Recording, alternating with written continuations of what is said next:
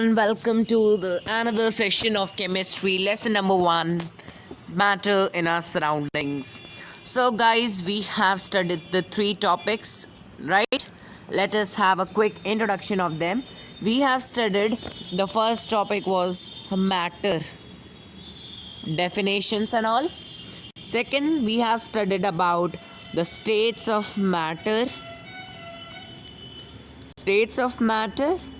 and the third was their properties, and we have also studied about some experiments, but that experiments I have not taught you. For that I have told you we will be having a separate session for it. Today we are going to start a new topic, that is change of state. How changes state. So when a solid is heated into liquid, it changes into liquid when a liquid is heated, and it changes into gas. So what happened? Solid is heated, liquid state, liquid is heated, and then gaseous state. Gases is cooled, liquid state, and liquid is cooled, solid state. Have you guys understood? Okay, please guys do let me know in the chat as well in the comment box.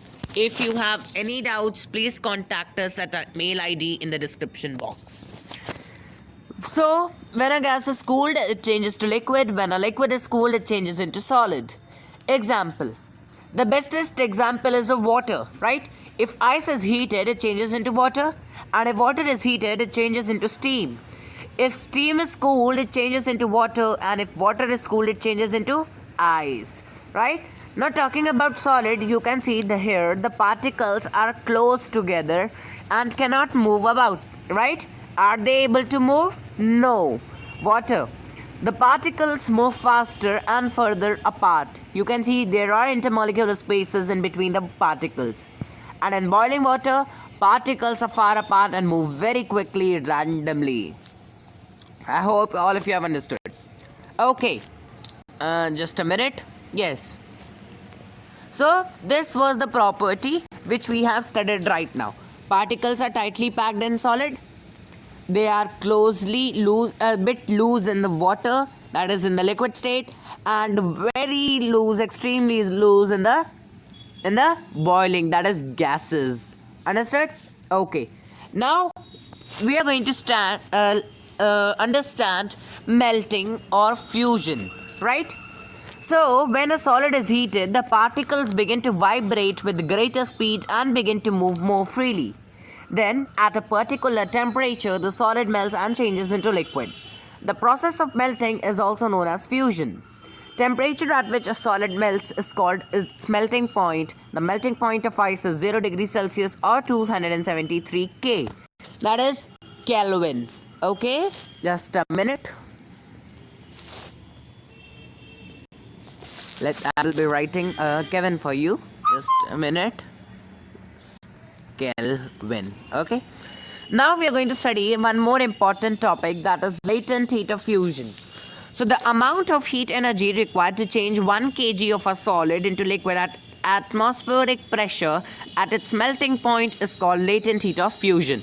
If you have any doubts, please do let me know. Then what is boiling? So, when a liquid is heated, its particles begin to move even faster than at a particular temperature. The liquid begins to boil and changes into gas vapor. Boiling is a bulk phenomenon. When a liquid boils, the bulk of liquid changes into vapor. The temperature at which a liquid starts boiling is called its boiling point. The boiling point of water is 100 degrees Celsius or 273 K, that is 273 plus 100. This conversion of Kelvin into degrees Celsius and degrees Celsius to Kelvin, we will be studying it further. Coming up to the next topic, that is latent heat of vaporization. So the amount of heat energy required to change 1 kg of a solid into a gas at atmospheric pressure at its boiling point is called latent heat of vaporization. Have you guys understood? Please do let me know. Also guys, we have a Telegram group and channel. Please do join it. The name and the link is given in the description box. Now, effects of temperature on molecular motion. Molecular motion basically means, as you must have heard, that particles of matter are constantly moving, right? They keep on moving. In solids, they are not able to move because they are tightly packed, you know. And when they are hotted or when they are heated up, so they have a bit what is that, spaces between them, which they then they are allowed to move.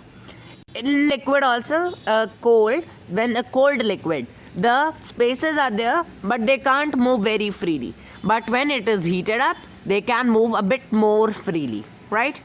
Guys, that's all for today. Sublimation topic we will be starting up tomorrow, or not tomorrow, basically in the next session, I mean.